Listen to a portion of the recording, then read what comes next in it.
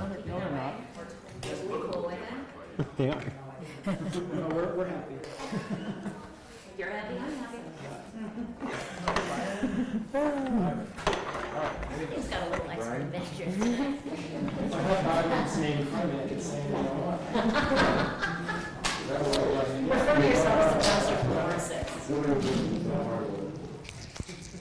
Connie, it's election season. Oh, yeah. How was today, We anyway? forgive you, Richard. Busier than. I'm married to an Italian family. The places, yeah.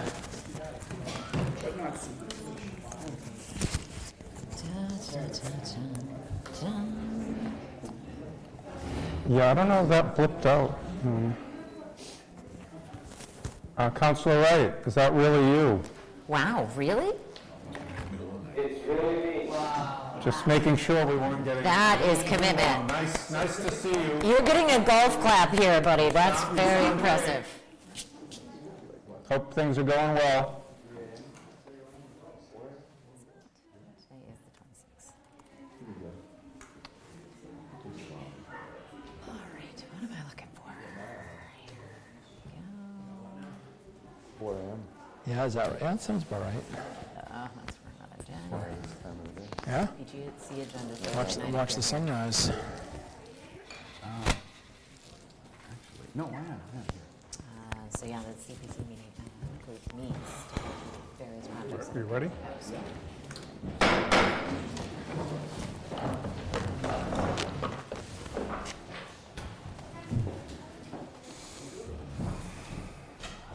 Good evening, everybody.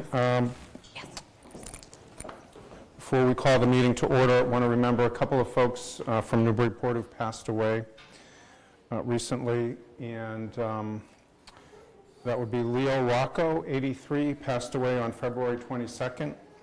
Leo was born in 1941 in Newburyport, was a graduate from Newburyport High School in 1959.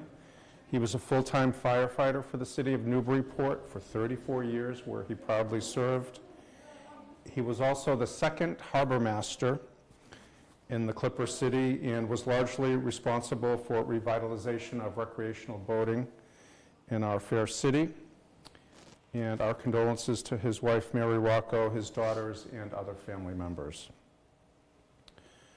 Stephen McGuire, 81, passed away on February 17th at Port Healthcare in Newburyport with his devoted wife of 57 years, Linda, holding his hand.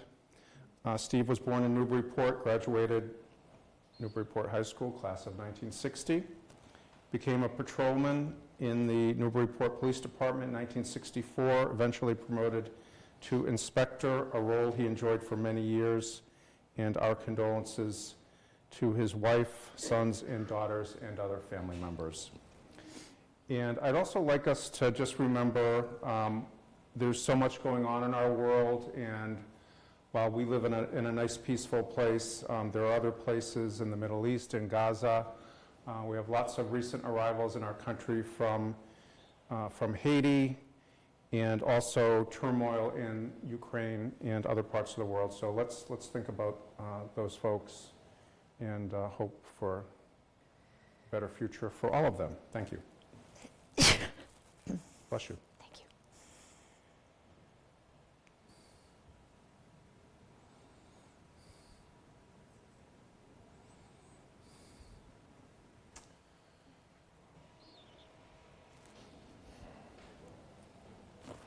Thank you. If you could join me in the Pledge of Allegiance. Pledge allegiance to the flag of the United States of America and to the republic for which it stands, one nation, under God, indivisible, with liberty and justice for all.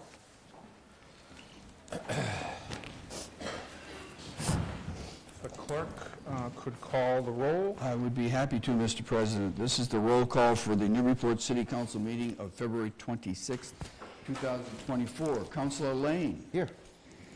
Wonderful. Councilor McCauley. Yes, here. Councilor Preston. Here. Councilor Shan is absent. Councilor Wright. Yeah. Thank you. From India? Correct. Councilor Zeid. Here. Councilor Donahue. Present. Councillor Granis. Here. Councillor Harmon. Here. Councillor Khan. Present. Councillor Cameron. Present. Thank you. 10 present, 1 absent. We have a quorum. We have one late file We item. have one late file. It's Communication 541. It's a letter from Kim Turner, including many supporting documents. Motion to waive the rules, accept the late files, and refer as shown. Refer to Community Community Services Services and Committee Committee of the Whole. Mm-hmm. Thank you. I think we'll need a roll call on that. Yes. need a roll call. Actually, because no one is, oh, we do have one or none, I'm sorry. Yes. Roll call on waiving the rules and sending Communication 541 to CS and Committee of the Whole. Councillor Lane. Yes. Councillor McCauley. Yes. Councillor Preston. Yes. Councillor Wright.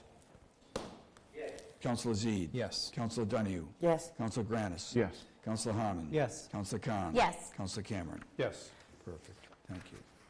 Public comment. We will take public comment remotely if anyone wants to raise their hand from our attendee list. And if we can take a look at the public comment board. Sign up here.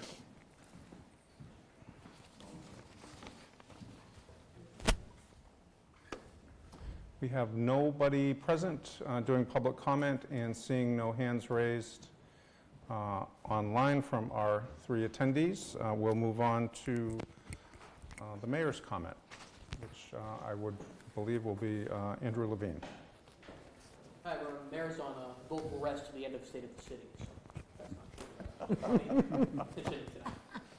So, speaking of State of the City, that will be on Wednesday evening, 7 p.m. up here in the auditorium.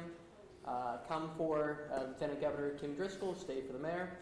It'll be a good time, great opportunity to let everyone know what's going on in the city. The second annual Public Community Service Awards will take place that evening as well. So hope to see you all there. Mayor's going to testify tomorrow in front of the Joint Committee on Municipalities and Regional Government at the State House in support of the Municipal Empowerment Act, specifically the outdoor dining provision, but there's a lot of good things in this Municipal Empowerment Act. We'll be following it closely and advocating for its passage. Mayor will hold the first meeting of the Whittier Regional Task Force on Wednesday, March 6th, right here in City Hall. He's invited members of each of the other 10 communities to come, asked for a mayor or manager, and then a member of their either select board or city council. Thank you to Councillor Harmon, who will be participating along with the mayor, representing Newburyport. Hoping to see some changes to the regional agreement, or at least some kind of path forward on Whittier. There's going to be a meeting here Thursday at 5 p.m. on Leap Day, February 29th. Members of the Merrimack Valley Regional Transit Authority, now colloquially named MEVA, will be here talking about some potential route changes. Those will go into effect April 8th if they're approved by both the Fixed Route Service Subcommittee of the MEVA Advisory Board and by the MEVA Advisory Board that will meet next week. If you have any questions or concerns about the proposed routes, please be in touch. There's also communication in your packet that will be referred this evening, should the council wish, to give the council an opportunity to discuss this further. Gives us another round of public meetings on this. Want to make sure we're doing as much public outreach as we can on this, since there are a lot of people who depend on these buses. We want to make sure that they're informed of potential changes there. As you all know, the Community Services Committee will meet on March 4th to talk about the Rec Center, 59 Low Street. The late file that you referred tonight has a lot of information on it, going over the process, how we got to this point for 59 Low. Hope it's all informative for you. Look forward to talking about that plan on March 4th. Bartlett Mouth, there's a little bit of construction going on right now. There were 2 stairs that were removed in order to do the installation of the universally accessible playground. The plan was for that to be converted back into a ramp at the end of the Bartlett Mouth improvement project. As you know, that project is on pause right now, but it's important to still have that accessibility. So the ramp is being installed now. There is funding enough to be able to pay for that, and it's already gone through the necessary approval processes. So that's going on now, and look forward to have that completed shortly. So short update tonight. That's it for now, but happy to take any questions if you have them. Any questions? Councillor Preston? Yeah, thanks. I have a question about actually the Bartlett Mall ramp. Frankly, crushed stone, is that what it says we're going to put in there? Crushed stone. Does not seem terribly handicap accessible. And given that the Bartlett Mall project seems aspirational, shall we call it at this point, is there a budget for what it would cost to put the flexi-pave in now, and is there a reason not to put the flexi-pave in now? I think because if the flexi-pave were in now, then the project is done. It would probably be pretty damaged to do that. The process of the rest of the project, I think the idea was that it would probably end up damaged. So I can find out if there would potentially be budget available. Right now, the crushed stone seemed like the best temporary solution, since it is in a temporary state, but we can find out what budget would look like, certainly. That would be helpful, thank you. Councillor McCauley? Yeah, two quick questions. You said there was funding available. Is this from the playground, excess from the playground, or where is this funding available from? Yeah, I can find out as well, but I believe it would have been from the excess of the playground project. Okay. Well, there was some money donated as a gift to replace the ramp coming down there from the Morels. I'm trying to figure out if it's that or the playground, just a point of clarification. Yep, we can find that out. And then a second question, if I will. Just want to confirm, the MIVA changes are April 8th? They would go into effect? It would go into effect April 8th. Assuming they pass the public hearing and then go back and review that feedback as well within their internal. So the only meetings. formal process is from the Fixed Route Service Committee of MIVA and by their advisory board. It doesn't require anything on the local side. However, we want to make sure that local weighs in. And if it seems like there's still some issues, we can look at how to proceed then. Okay, thank you. Yep. Thanks for the clarification. Thank you. Councillor Harmon? Just as a follow-up, what would be the next opportunity for a MIVA route change if it's not made on April 8th? They try to do them quarterly. That works best, so we'd be looking at July. Thank you. Okay. Thank you, Mr. Levine. Thank you. Moving to the consent agenda. The consent agenda, Mr. President, consists this evening of the following. The approval of the minutes for the February 12th meeting. There's three communications. Communication 538, a memo on Plummer Spring Bridge. That's to go to PWNS. Communication 539, Merrimack Valley Regional Route Change, memo and map to go to the same, Public Works and Safety. And Communication 540, the Newburyport MBTA Communities Story Ave slides. That's to go to Public Planning and Development and Committee of the Whole. There are three transfers. Transfer 181, Mayor's Account, DEA Coordinator, $25,000 to DEI Initiatives, same amount, Budget and Finance.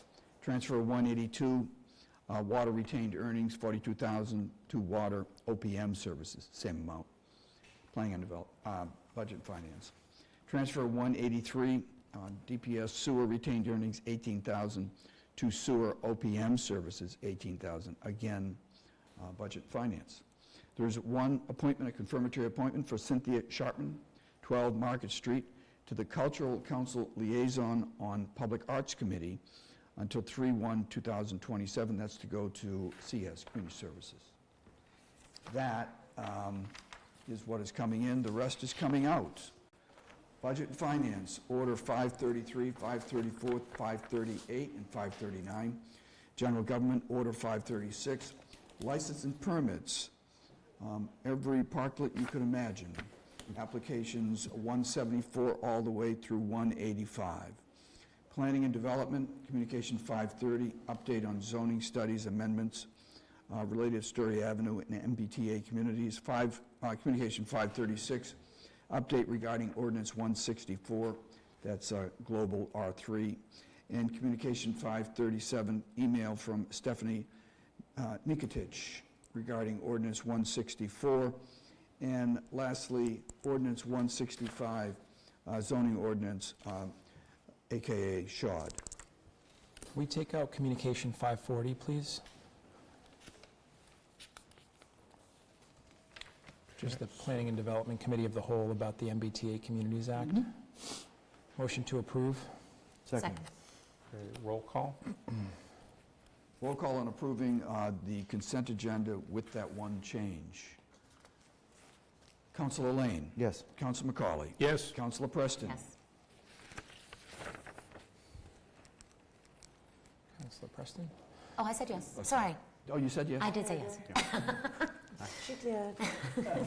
Your hearing's better than mine. Councilor Shan? Councilor Wright? Yes. Councilor Zede? Yes. Councilor Donahue? Yes. Councilor Granis? Yes. Councilor Harmon? Yes. Councilor Khan? Yes. And Councilor Cameron? Yes. Thank you. Motion to receive and file the mayor's update? Second. Roll call. Roll call on receiving and filing mail's update. Councilor Lane? Yes. Councilor McCauley? Yes. Councilor Preston? Yes. Councilor Wright? Yes. Councilor Zede? Yes. Councilor Donahue? Yes. Councilor Granis? Yes. Councilor Harmon? Yes. Councilor Khan? Yes. And Councilor Cameron? Yes. I think that leads us to Communication 540. Motion to refer to Planning and Development and Committee of the Whole? Second. Okay, Councilor Zede? I just wanted to speak very briefly. I know it's just a communication, and I know it's coming in, but I want to go on the record as expressing my concern over this, as well as expressing, in addition to the policy and potential policies that may come out, but also the process that we're undertaking. Zoning is really a city council matter, but right now it seems like it's being driven primarily by the planning office, and certainly there's definitely ways for us to work together.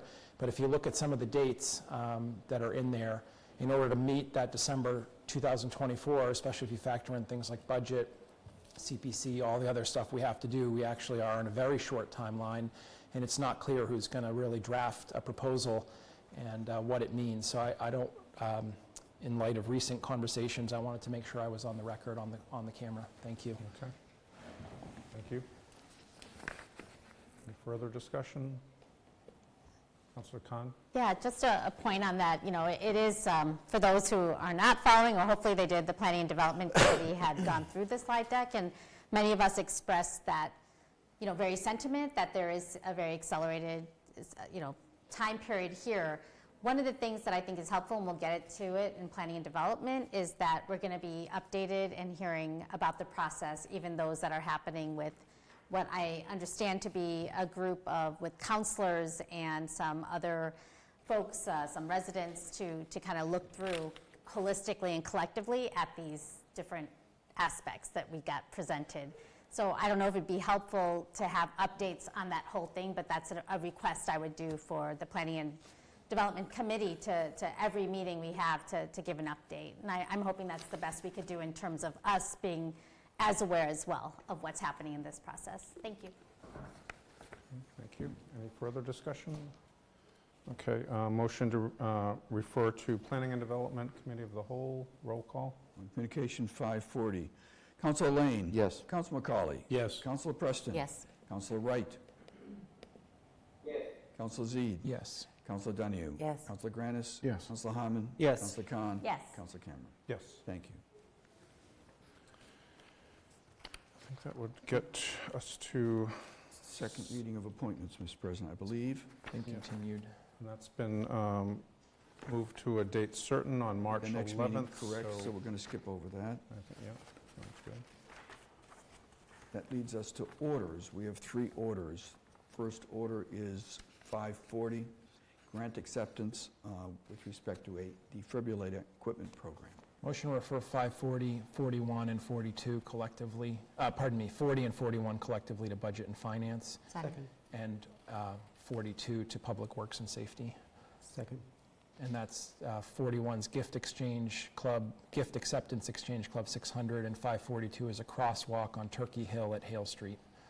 All right, so that would be a collective mega motion, seconded by Councilor Preston. Thank you very much. Councilor Zede.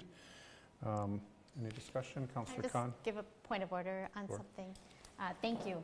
I know, and I meant to raise it earlier, I think the first two, order 540 and 541, collectively going to Budget and Finance, but I would respectfully ask that for order 542, that we let the sponsor introduce it formally so we understand the context before it goes to committee. Okay, I withdraw the 542 aspect. So we're now down to a motion on 540, 541 going to B&F, correct? Correct. Okay, roll call? Roll call on that aforementioned. Councilor Lane. Yes. Councilor McCauley. Yes. Councilor Preston. Yes. Councilor Wright.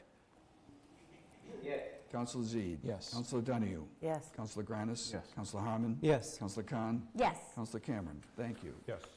That leads us to Motion to refer 542 to Public Works and Safety. Second. Discussion, Councillor McCauley? Thank you very much for this. The introduction here of this crosswalk is long overdue. It's about 55 feet off the corner of Hale Street at Turkey Hill. The sidewalk has already been cut. It has ADA compliant curb cuts on both sides. The crosswalk was never put in, was never on anyone's list. We're going to experiment with just some paint this year, make sure that, from a DPS perspective, make sure that it's worthwhile. With the closure of Plymouth Spring Bridge, we've got a lot more walkers in the area that are doing a loop down Turkey Hill, up and around going forward. This is an awkward intersection where Turkey Hill comes to an end, but also continues on. We have Plymouth Spring Bridge that does have some bike traffic, and we have Hale Street merging as well. This was kind of an issue during the culvert replacement, where we had larger trucks coming down going forward. We had a lot of contention with pedestrians and dog walkers and trucks, and especially at commute times and things like that. So it was thought to, since the infrastructure is there, all we necessarily need to do is paint the lines and monitor and make sure that it's a success. Thank you. Thank you. Further discussion? Motion to refer to Public Works and Safety. Roll call? Councilor Lane. Yes. Councilor McCauley. Yes. Councilor Preston. Yes. Councilor Wright. Yes. Councilor Zede. Yes. Councilor Donahue. Yes. Councilor Granis. Yes. Councilor Harmon. Yes. Councilor Khan. Yes. Councilor Cameron. Yes. Thank you. Committee items. Budget and Finance? Motion to approve Order 533, Second. NHS Statement of Interest Vote. Thank you. So the committee met on February 15th and heard both SOIs. We did them separately in votes in committee, so forgive not putting them together. We just want to stay consistent through. So I think most veteran councilors are probably somewhat familiar with the high school roof question. Been looking at this for several years, maybe 4 or 5 in previous iterations, including previous SOIs or statement of interest that have been submitted to the MSBA. It was tied in with a potential high school lab project. So one thing that's a little bit different here is that this is a standalone roof project, and therefore it gets submitted to the MSBA, but to a different program called Accelerated Repair Program, which has some standards for it. First of all, the roof cannot qualify for ARP, the accelerated repair, until it's 25 years old, windows 30 years. There has to be a minimum project size of approximately 250K. So this high school roof does meet all of those requirements. The MSBA did pause the accelerated repair program last year, but has reopened it with somewhat of a backlog, but it is reopened up this year. So long story short is the roof at the high school has been in questionable condition for some years. There are some leaks and so forth. I know some counselors took advantage of the opportunity to go and visit and share some pictures, which is appreciated. For those who maybe couldn't schedule last week, if you're still interested as a counselor and you'd like to, I'm sure that Steve Bergholm, who is joining us, would be happy to accommodate along the way. So the roof's in rough condition and needs to be repaired or replaced, pardon me. Some years ago, the council appropriated $20,000 towards just being able to patch as we go.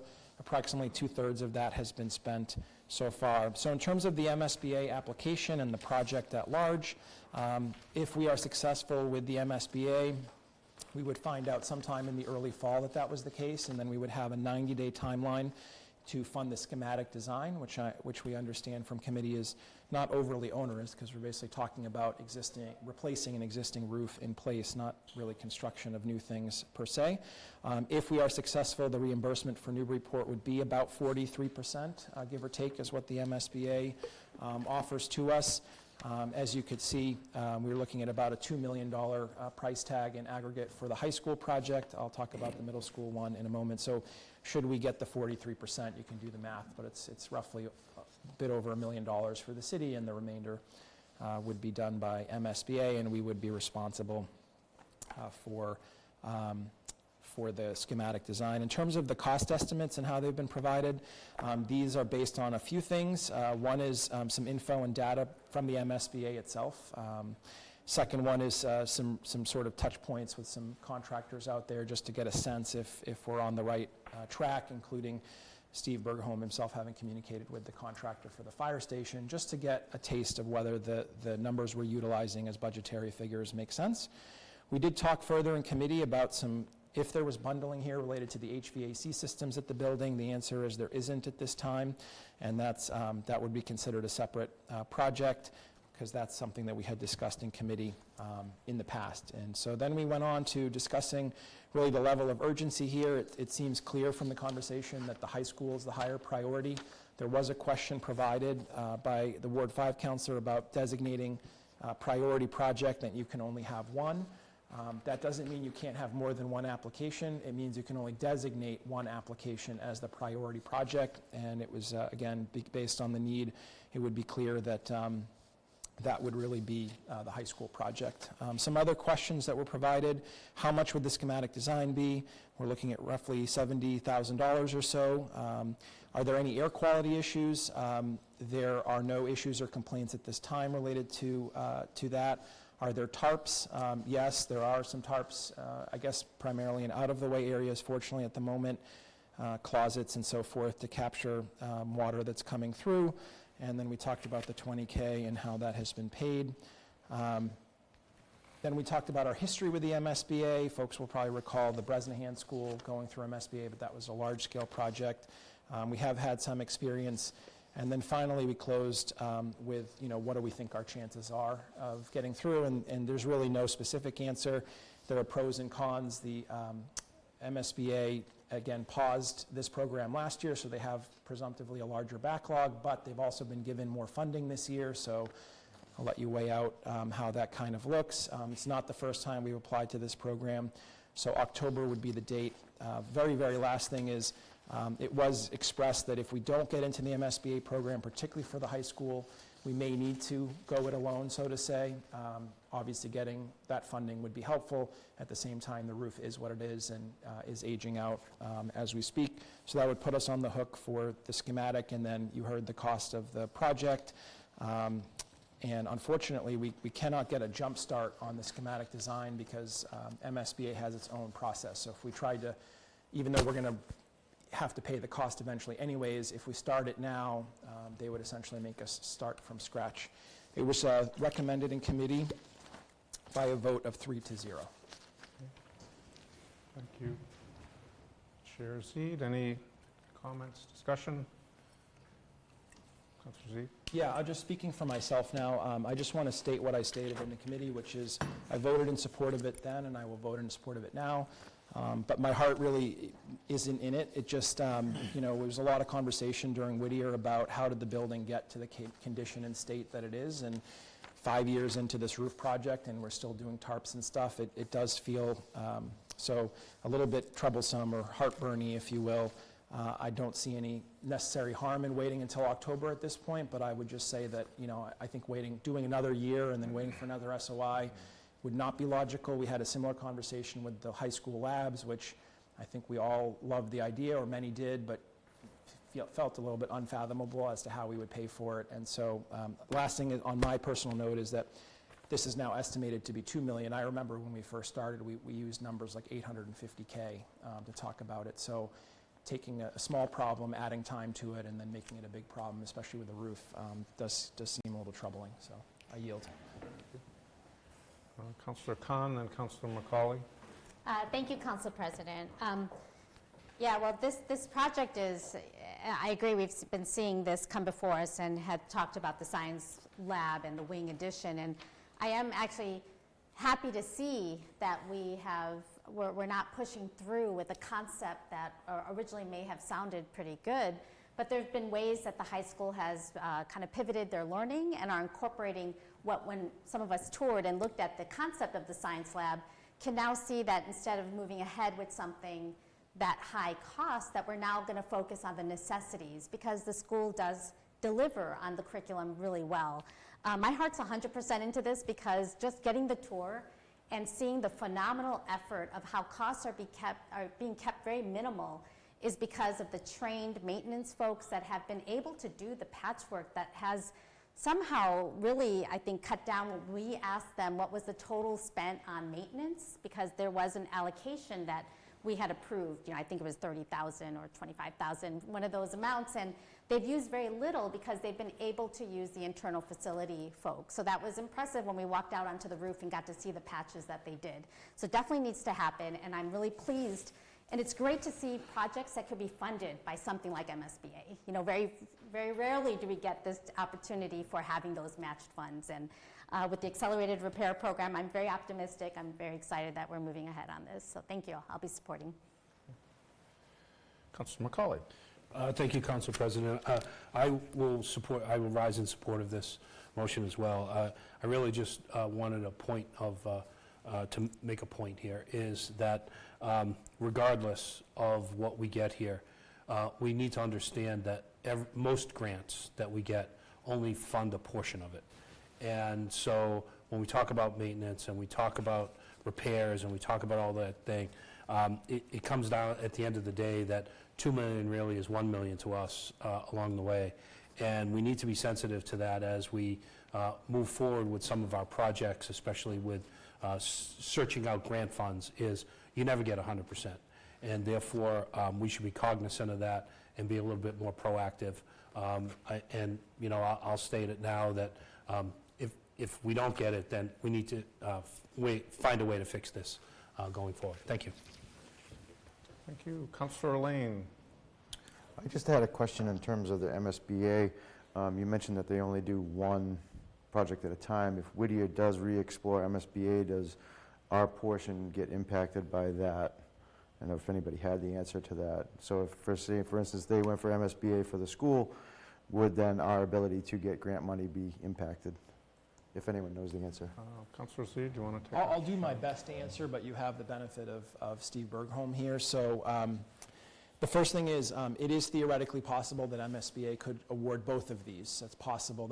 We wouldn't apply, I think, if it wasn't possible, at least in some realm. We can only designate one project as the priority, so clearly we're telegraphing to them, if you're going to pick one, please pick the high school. Obviously, if they pick none, that's a different story.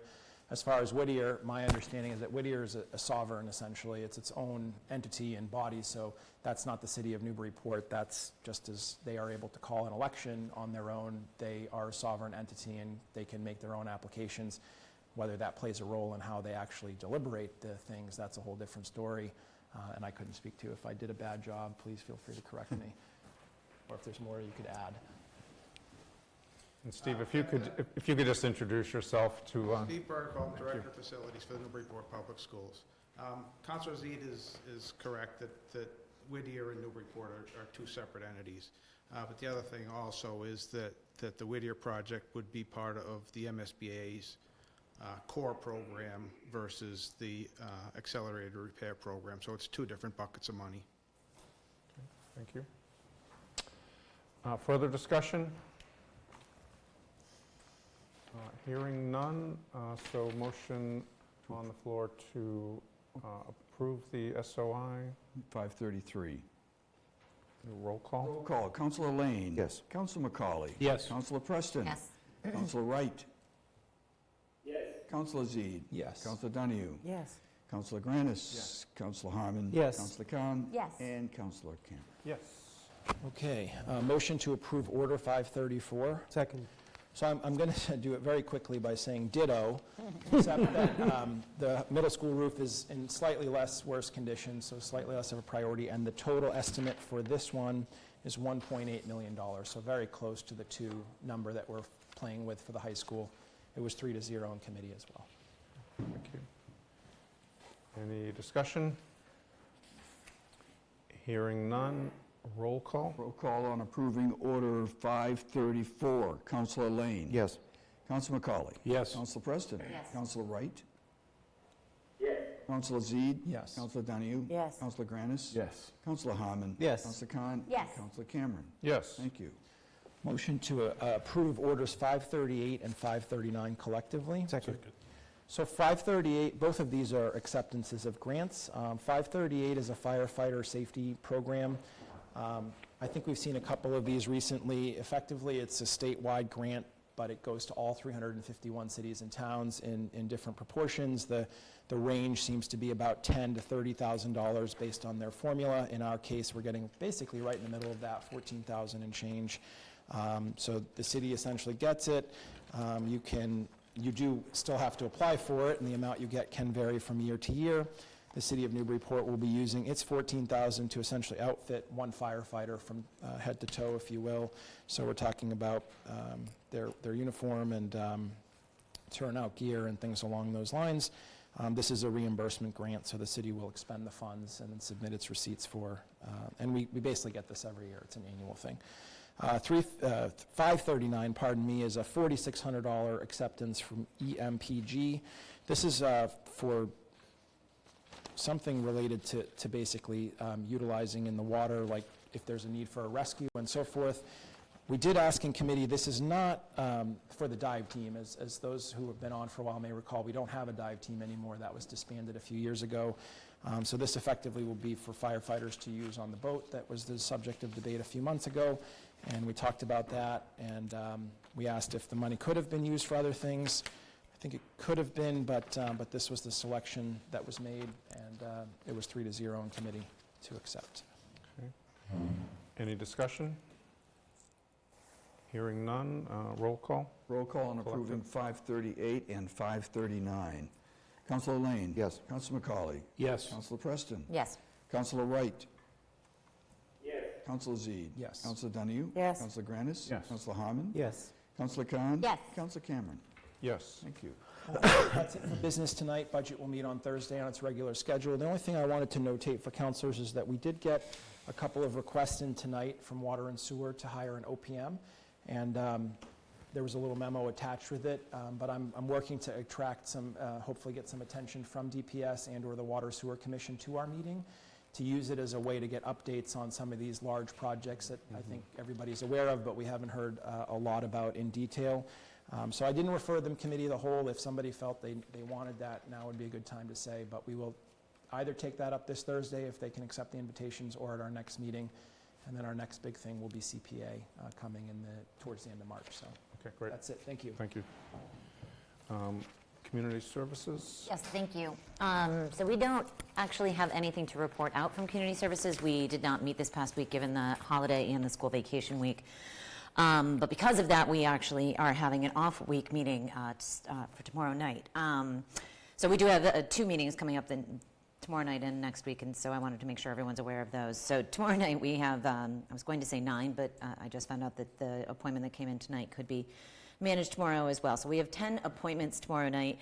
But what I think I just want to make sure to alert all the councilors about is we are sort of unexpectedly going to be bringing Order 515 to Community Services tomorrow night, which is the moral gift acceptance for $110,000.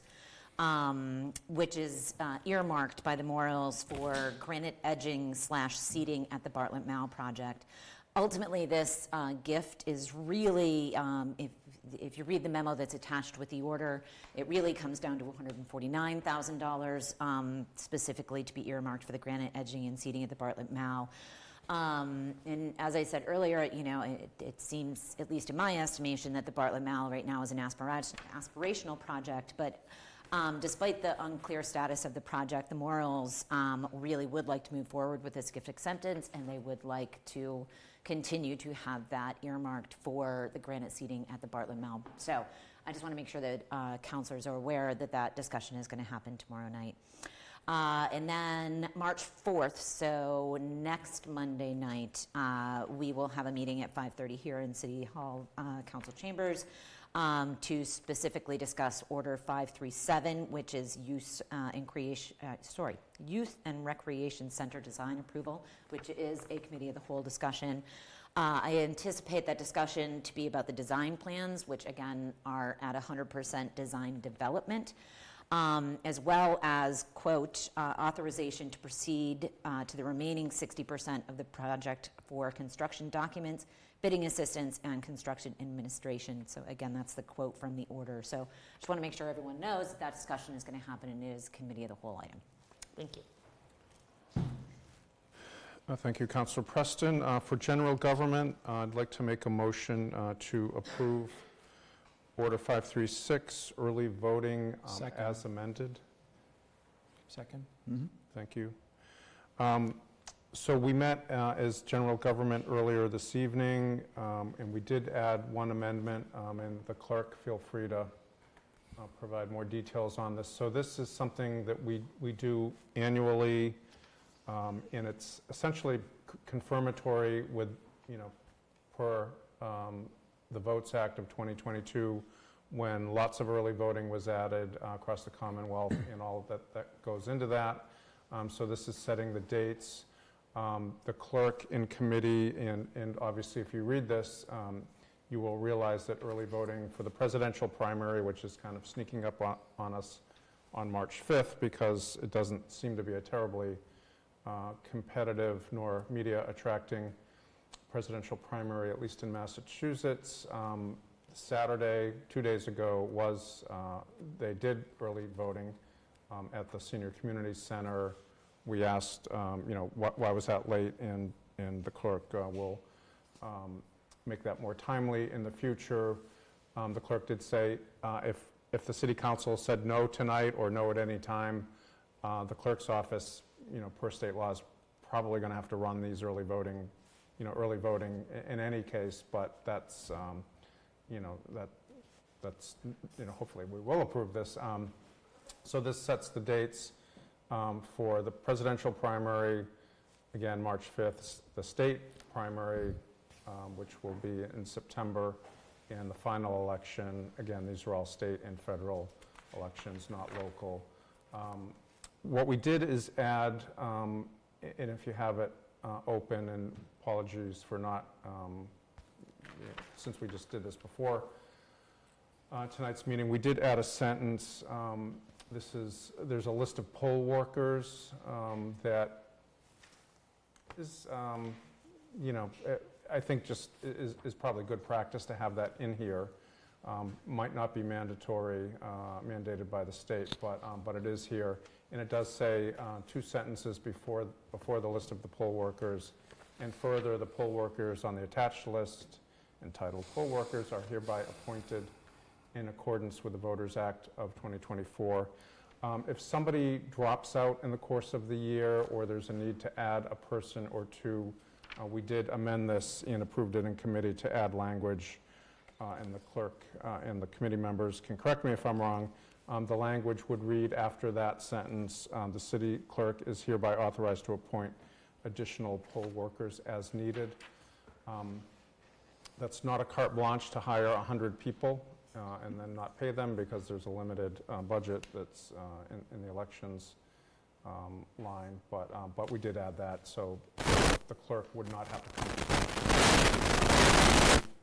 come, approve this order, and it's got this list of people. If he then went and hired people, does he then have to come back to us for that? And I think that sentence gives a little bit of leeway for the clerk. So that's my synopsis of it. Councillor Zede, any discussion? Yes, thank you. Just 2 things. One is, speaking to Plum Island residents, I just want to remind you that on March 5th, you will be back at the boathouse at the end of the island. The change in the previous election, the special election for Whittier, was a one-time change, done purposefully so. So you will be voting at the boathouse, and that is the plan at this time. It's coming right up, and it looks like the weather's going to be good this week, so hopefully that will continue. Knock on wood. With that said, and purposefully again, the longer conversation about the future of that starts after that election. So residents should be aware that likely in the next packet following the 5th, there will be a proposal, possibly to just make Purchase Street here the permanent voting location for Plum Island into the foreseeable future, but still pending some other considerations for other locations. Again, trying to hit the common sense things, which is that obviously it should be in the city of Newburyport which is common sense, by the way, but is not the law. It doesn't have to be, so we did think about Pitta Hall, and then also accessibility from the island and accessibility of the building and parking and all the other things. The benefit of Purchase Street is that it is and has been an established polling place, and they do actually have to be approved by the state, so it's nice to have that, knowing that it can work for that purpose. So again, you will be voting at the Boathouse on March 5th if you're voting in the primary presidential. After that, we'll have more opportunity to bring something in, send it to committee, make sure there's enough communication around it. If there are objections to that change, hear them, work with them, and try and come up with the best possible solution. The last thing I want to say is back to the amendment that was made. I had the same question about potential for change. I'm just wondering that if the clerk makes a hire or something, that you could just put a communication to the council letting us, I assume there's some reason why they wanted to have a list of people. So it stands to reason to me that at least a communication, we don't need to approve it, it can be considered done, but in the next packet, the following poll workers have been added or removed, to me would be sufficient. If that seems reasonable, then I don't need to amend it, I'm just asking for I it. think that'd be a friendly amendment to add with communication to the council. I mean, if I might, Mr. President. Please. So, for March 5th and this week, it's already set anyways, and these people, it would be for the September next election. Yeah. And because people become ill, people move, absolutely. people go to Florida, it's hard to nail it down right here in February. Yep. But be happy to.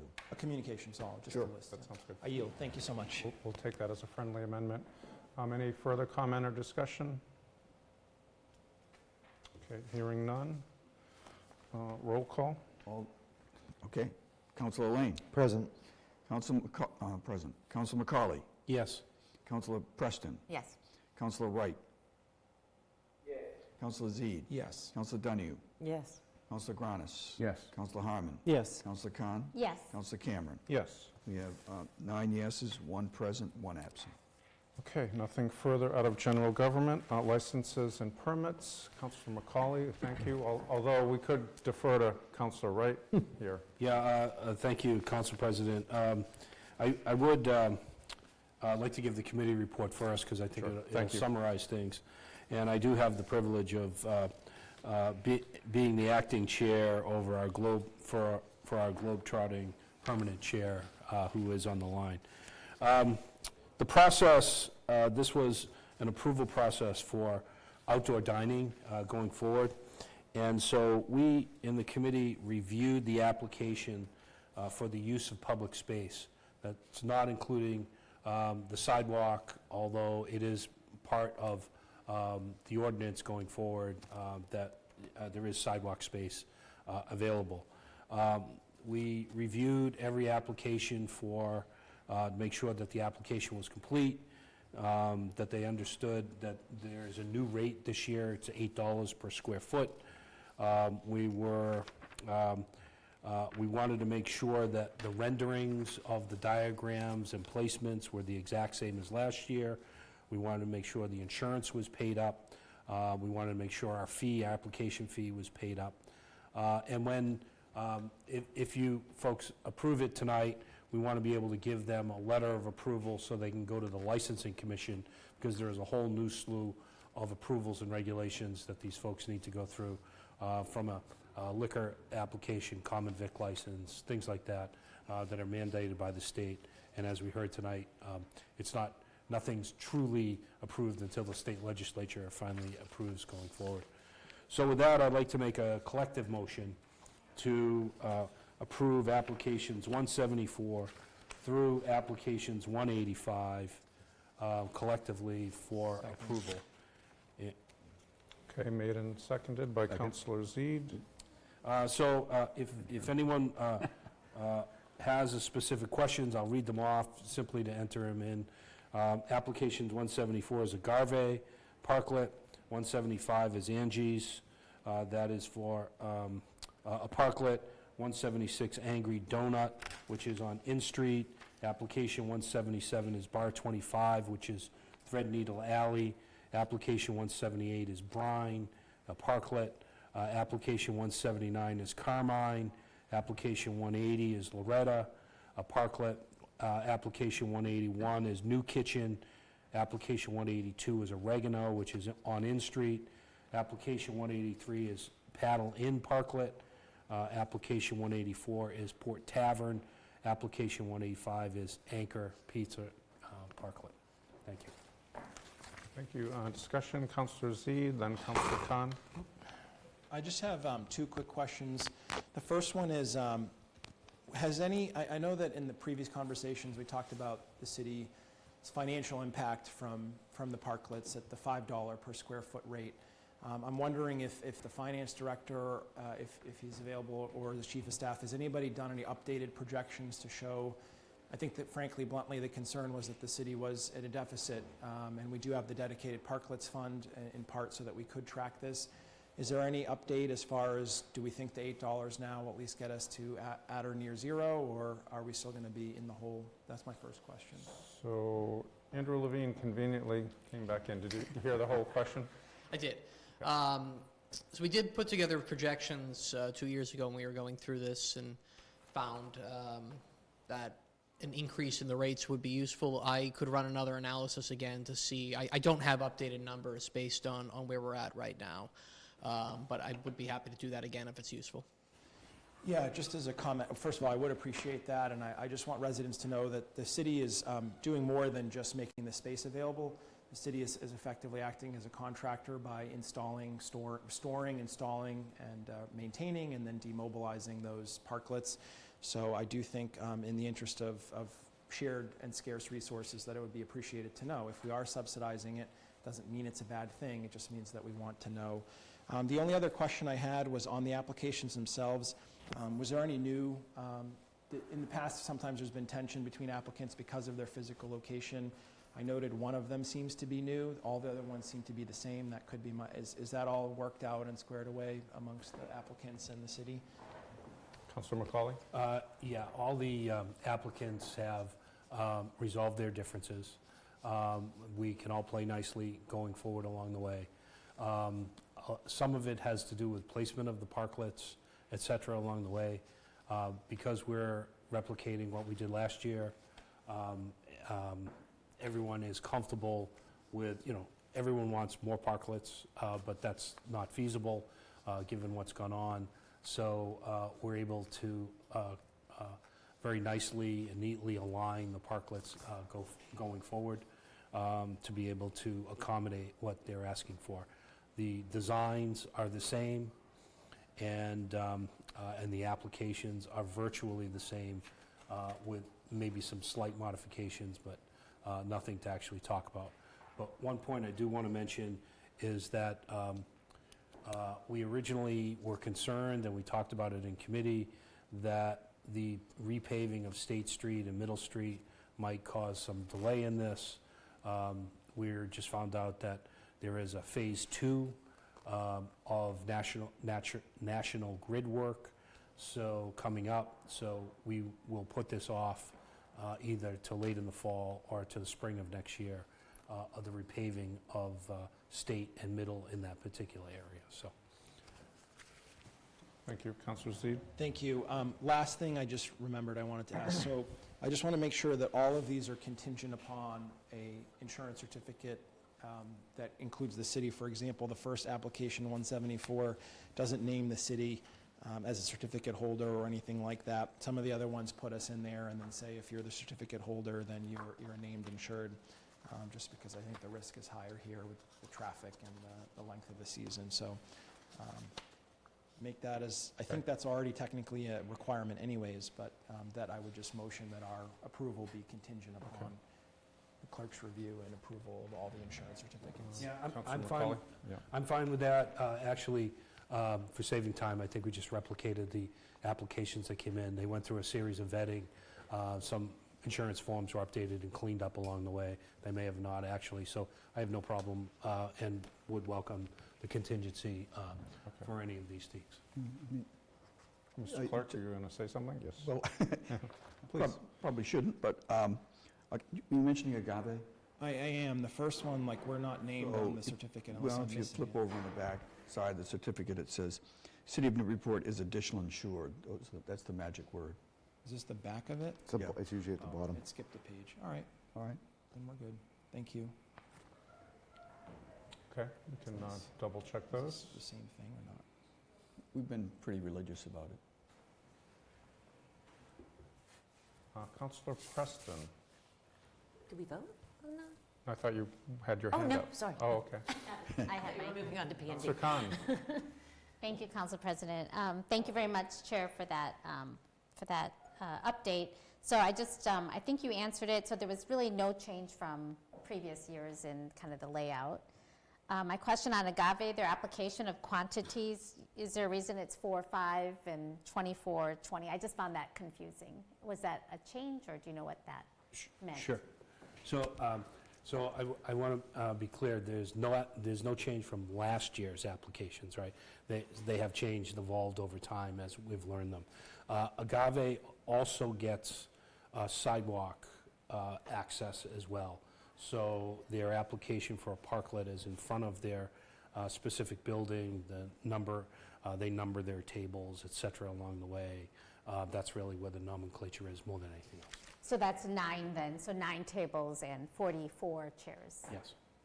Okay. And they need that, they need that for licensing, the licensing piece, licensing commission piece as well for total new seats added to the building. Okay. Any further discussion? Councillor Donahue? Thank you, President. Question through the President and Chair. Do you know if anything has changed in terms of some of the restaurants that have historically had outdoor dining on the sidewalk and then parklets further out on the street? Is that still happening? And if so, how many businesses do you know are doing that? And has it come up as as an issue over these past several years that we've been monitoring this? Councillor McCauley. Yes, to answer the question and to help reframe the question, some folks get a parklet. They also get a couple of spaces in front of their building as well on the sidewalk. And we've worked hard to help maintain the 5-foot easement path through the middle. Sometimes it goes from the building out, sometimes it goes from the curb and the parklet in going forward. There are a number of variables with that. We try to work with the licensing commission because they're the ones that are really laying out the way these restaurants can operate. So for example, one of the bigger areas that we constantly monitor are the parklets with Paddle Inn, Brine, and Carmine, that strip right there, because it's on it's 3 different entities that treat their sidewalks a little bit differently going forward. So if for example, we've talked through examples where a restaurant will have 2 seats in front of their building, but they also on that same side have nestled in their server station for water and silverware as well for outdoor, their point of sale where they have power needs that are plugged right in going forward. We have others that go all the way across the sidewalk and leaving the space on the wall to be emptied and used as a passageway. What we try to do in working with the licensing commission is be consistent along the way. So the 3 places that I've noted, we've allowed through the licensing commission them to have a table against the wall, have a 5-foot gap on the sidewalk, and then have nothing else, and then have go right to the parklet entrance along the way. It does create kind of a corridor in the middle, but that's it's consistent, and that's the way we've done it. But I hope I answered the question. Okay, thank you. Yes, can I follow up with a comment? Sure. Okay, great, thank you. Yeah, so I guess maybe to understand it, so in some areas there's access on one side of the sidewalk, in other areas there's access on the inner part of the sidewalk. I'm just trying to imagine how one would navigate that well, with a disability. I understand, you know, the efforts are there and the width might be there just so, but it doesn't sound like we're able to be consistent with just the way that the sidewalks kind of naturally are. So I guess I don't really have another question. I just can't. I'm good. Yep. Okay. Thank you. Councilor McCauley? Yeah, not to answer a question that wasn't asked, but I want to try to accommodate the councilor's concern. She is right that not all of our sidewalks are built the same. So, for example, there are different setups along Pleasant Street simply because the sidewalk is a different width than it is along State Street along the way. We've tried to be consistent with the folks, for example, on State Street, that if they do use the sidewalk, that they have it against the building, and they have from the edge of that to the curb being open along the way. That's on both sides. I did use an illustrative example of 3 restaurants. They seem to be the ones that are 3 different ones along the way. We don't really have that issue anywhere else with that. So we are trying to accommodate the restaurants. We ask them to be consistent in their areas. We do work with the licensing commission to make sure that they are in compliance with state law. And every one of these are inspected almost weekly by our ADA and building inspector. Okay, thank you. Councilor Zede? I just wanted to add one other historical context. When we were doing the parklet in the first place, the conversation about enabling those via legislation, we actually did have a lot of conversation about whether the sidewalk should go away, the utilization of the sidewalks. And remember, that's a different ordinance that's actually been on the books for quite some time. And there are applications to use the sidewalk, but they do not come before the council unless there's a change, a substantive change from the previous year. So I just wanted people to know that that was a conversation, and that's a long-standing ordinance, and that doesn't just include dining, but also like merchandise displays and things along flower displays and things like that. And we also talked about it in the context of charging, you know, because the sidewalks don't incur a fee, but the parklets did. So I would just say in my experience, the sidewalks haven't really, the utilization of them has not changed. I haven't seen a sidewalk application for some years, which means they've been consistent.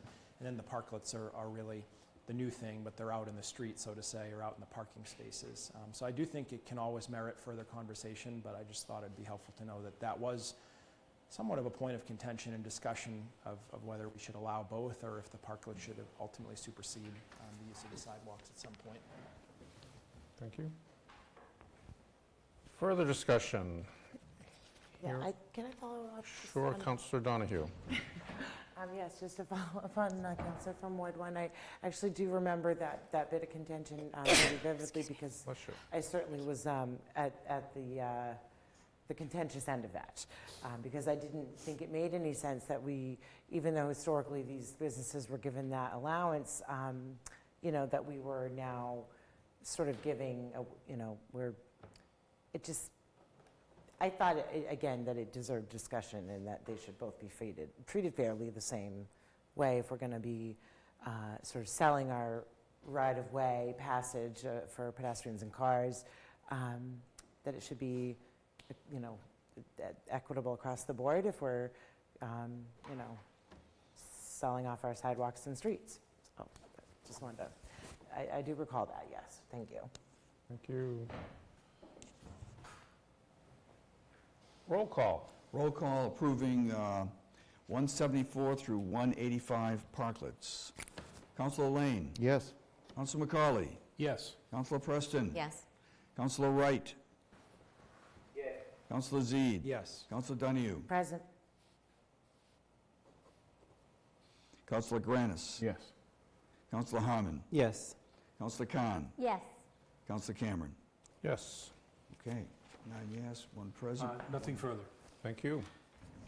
Well done. Planning and Development. Councilor Preston.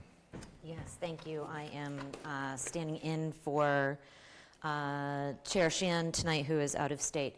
Motion to collectively receive and file Communications 536, update regarding Ordinance 164 zoning amendment, global R3 multifamily.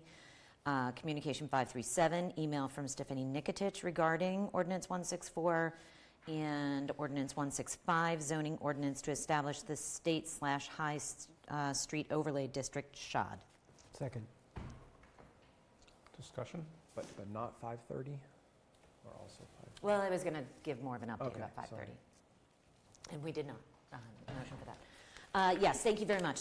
So all three of these items pertain to Ordinance 164, which we did approve at our last council meeting. So we did recommend all three of these for receive and file. The vote was 2-0 with one absent because of our world traveling cricket player.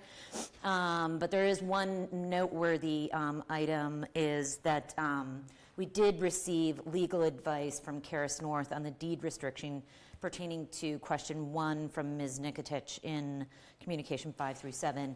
That legal advice was forwarded to all of the councilors as well as Mrs. Nikotich. Any further discussions?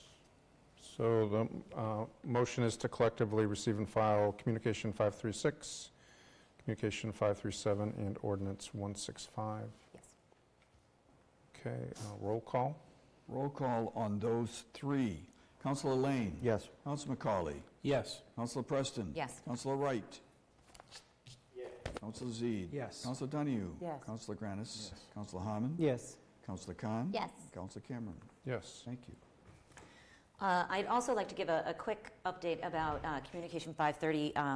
We voted 2-3 to keep this actually in committee, specifically to the discussion that was had earlier about the need to have updates from the planning office to the council on a regular basis. So we decided that it was best to keep this in committee so that we will have something for us to have those updates based off of. But I do want to give a quick update about it, just because there was a lot of information that came out of this, and I think there's a lot of valuable information in there, and I want to make sure that the councilors that weren't able to attend, and maybe even more notably, the community could hear some of this. So Director Port gave us a very detailed presentation on the MBTA community's zoning requirements, as well as potential changes to the Story Ave Village Center rezoning. And for those that may have missed this, hopefully you've seen that in our packet, Communication 540 came in, that it is the slides that were the basis for the discussion at the meeting last week. And again, there's a wealth of information in them. The slides detail the requirements that Newburyport must implement to be in compliance with the state legislation to create multifamily housing by right as a part of the MBTA communities. Director Port has made 3 recommendations. Again, they're all in the slides on how to comply. Those are to utilize the existing 40R smart growth overlay district that we have. 2 would be to extend that 40R, creating a new MBTA overlay district, extending up Route 1. Essentially, the idea here is to be able to take credit for some of the higher density housing that exists today. And then 3 is to establish a new overlay district at Story Ave / Low Street. Director Port plans moving forward to form a zoning advisory group. The slides detail what the membership of that would be. As I remember it, there would be members of the community, members of the planning board, as well as members from the council, as well as take in some technical assistance through consultants, Merrimack Valley Planning Committee, et cetera, as well as utilization of the Applied Field Lab at the Harvard Kennedy School. As the councilor from Ward 1 astutely mentioned earlier, the timelines for this are very, very tight. I was actually myself rather taken by surprise with all of that. And there is a timeline in the slides that, if you read through it, actually take us to the very last meeting of the year for the council to be able to get this in by the December 31st deadline. So it's very, very important that this happen and happen on schedule, else we're going to be in a desperate situation. Noteworthy here is that the Executive Office of Housing and Livable Communities does require a 3-month review So we need to formulate a plan, submit that to the HLC, and then they get 3 months to review that before it would come back to us, and then we would need to vote on that. So what that means is it creates a lot of work right in the same time frame as the budget season, because we essentially would need to push this out in the June, July timeframe to be able to get it through the necessary requirements, get the 3-month review at the HLC, and then bring that back into council, have the mandatory meetings between the planning board and the Planning and Development Committee, and then bring it back into council for 2 readings before the end of the year. So please do make note of that timeline and the really major concerns around that timeline. And then lastly, I will say the very last slide in the presentation is a slide from Director Port, where he is very much looking for input from the council on many of the variables that go into this plan, and they are very many, and we have a lot of decisions to make to make this move forward. And he made a very strong plea for councillors to, and he does again in that last slide, review the things that he's really looking for the council to both review and give him input on those, so that we can make sure that we have the best chances of success to be able to push this through and get through on the timelines. And then lastly, as I said, we did keep this in committee so that we have something for us to bounce off of, to be able to have regular updates from the planning office. Okay, comments, discussion, Councillor Zede? Well, 2 things. One is I would make a motion to refer 530 back to planning and committee of the whole, because it came out in the consent, so it is out. Oh, it It is? needs to go Yeah, back it's now out. to where it came from, if you want it Did back. not Unless you want to use 540 Yeah, no, instead. so It's up moved. to you. Motion to refer back. Wait, oh, I see what you're saying, because 540 is there, but we did not vote it out in committee. We But kept it 530 came out in. in the consent, though, so it's out now. So it's fine, it can go back in. I'm understanding what you're saying. Okay. So now with that motion on the floor, maybe I could just speak. I don't know that we have a second on my motion. Second. Oh, wait, okay. So I just, this is a golden opportunity, I think, to try and get the process to the acting chair's point. And so 2 things. One is, why is it not a council-driven effort? Why is it a staff-driven effort when it's our problem? It's zoning is a council purview and problem. So the administration, the executive branch can always form advisory committees if it wants, but at the end of the day, it is going to land squarely on our desk. So that's one question, maybe sort of rhetorical, maybe for consideration. The second one is the timeline is just, here's my biggest concern, is that if a plan goes to the EOHLC, whatever it is, I can never remember, but if it goes to them, and that's not driven by the council, and then they go through 3 months, and then it actually doesn't have the vote. I mean, we're going to get into a position on this floor where amendments are going to be said, you can't amend it because EOHLC said they've already approved something, and now you're stuck.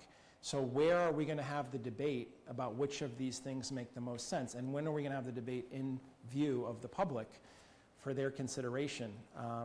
So I think we're set up for, first of all, it's not entirely our fault by any stretch, but we're sort of set up for failure here, where this 3-month piece is actually our time that now becomes their time, and isn't that always the case with the state? So I don't know if the Planning and Development Committee itself is the right vehicle to actually lead a council-led effort on this, and to take actually the other direction, take advice and input from staff and so forth, or if there's some other mechanism.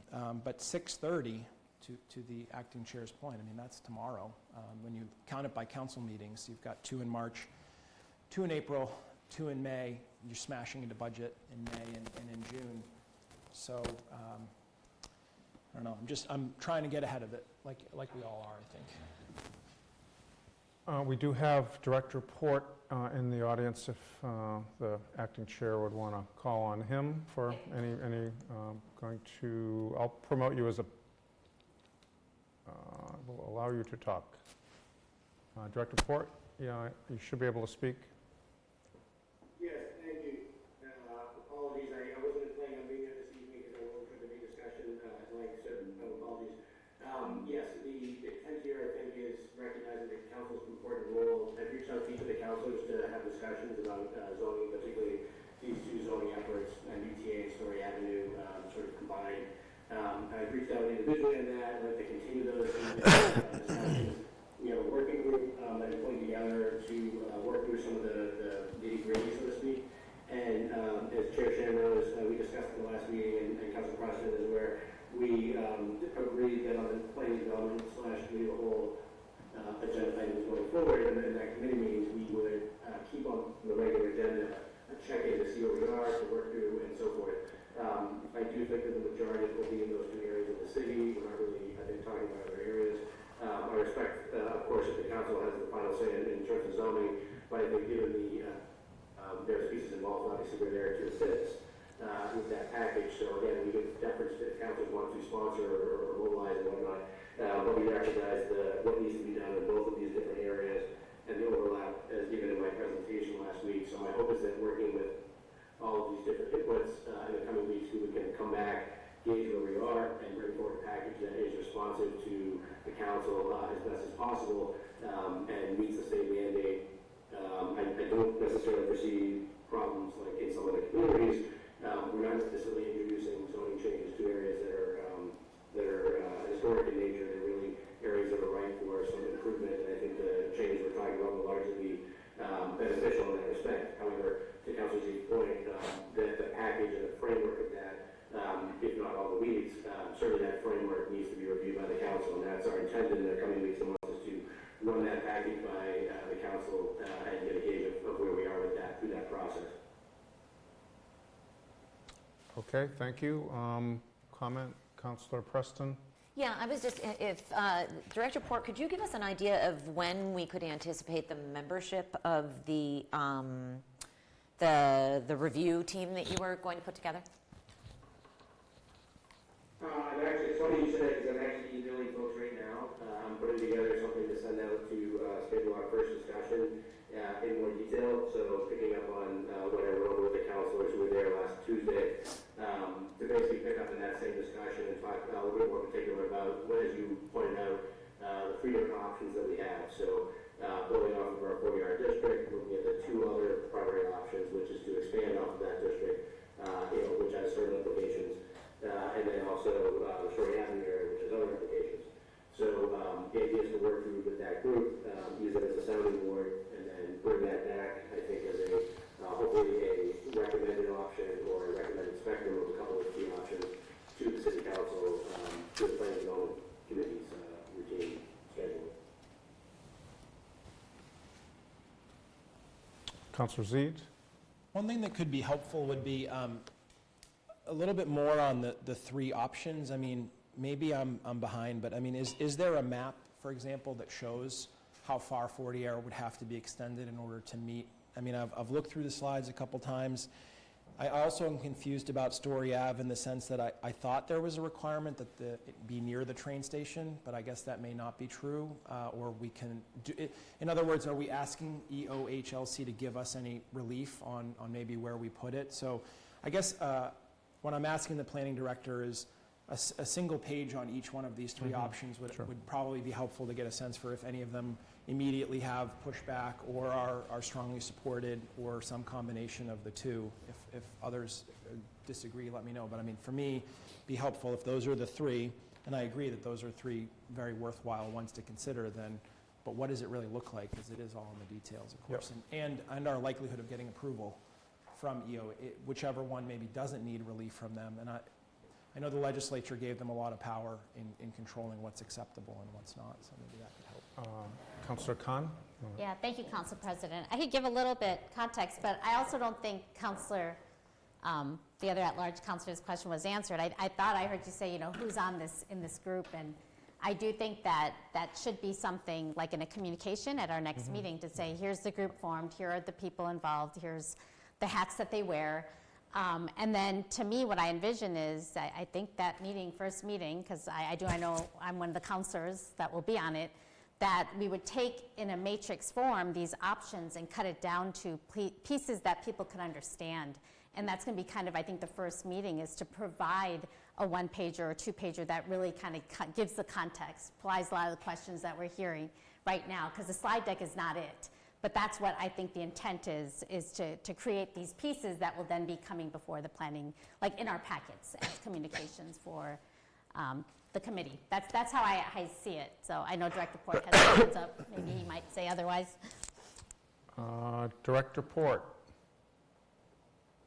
Thank you. I would agree with everything that Councillor Khan just said. I would also say that I did cover some of the ground that Councillor Zee had asked about in the presentation last week. Unfortunately, the Zoom recording wasn't great, so it was kind of lost maybe for posterity, but I'm more than happy to go over that individually. In essence, for instance, the radius around the train station, I think we'll be able to satisfy that fully with the existing 40-yard district. However, other things like build-out, where we're talking about Story Avenue, for instance, or up Route 1. So while there are a bunch of different options, there's an array of different maps that can be drawn. I think the council's kind of point, we'll be able to have, say, a couple of, 3 or 5 options that kind of show the spectrum there, and then be able to sort of narrow down into the direction that folks want to go in relative to all this. There's pros and cons, as I outlined a little bit, and as Councilor Khan mentioned, we'll have sort of a pros and cons kind of matrix to it, but in essence, it comes to some of the framework I discussed in the presentation, like what areas of the community that have zoning are willing to hand over a bit of control to the state, right? That's one of the policy level things that I pointed out in the presentation. And that's akin to the 40-yard district that we have today.